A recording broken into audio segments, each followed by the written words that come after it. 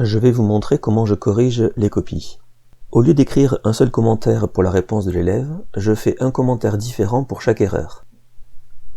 Par exemple, ici je vois 3 points différents qui ne conviennent pas. Je commence par mettre un premier commentaire. Et je vais estimer combien de points sont perdus pour cette erreur précise.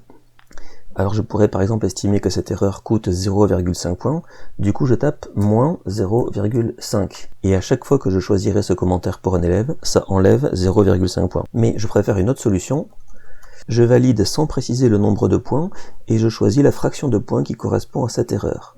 Du coup, je ne me préoccupe pas du tout du barème, et je me demande est-ce que ça vaut un quart du barème, un dixième.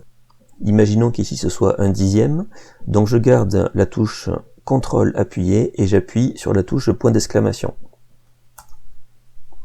Le nombre de points est bien calculé. Et je peux recommencer avec l'erreur suivante.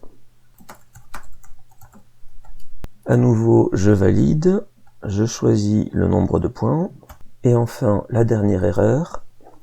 Alors, ce que j'ai oublié de préciser, c'est que là j'ai mis 2 phrases, mais souvent j'essaie de tourner ça sous la forme de questions. Par exemple ici, quelle est l'unité de la masse volumique? Donc, la note a été calculée automatiquement. Au bout de quelques copies corrigées, je me retrouve avec une bibliothèque de correction d'erreurs pour cette question. Et donc je vais taper de moins en moins de commentaires et utiliser de plus en plus les raccourcis qui sont ici dans ces rectangles.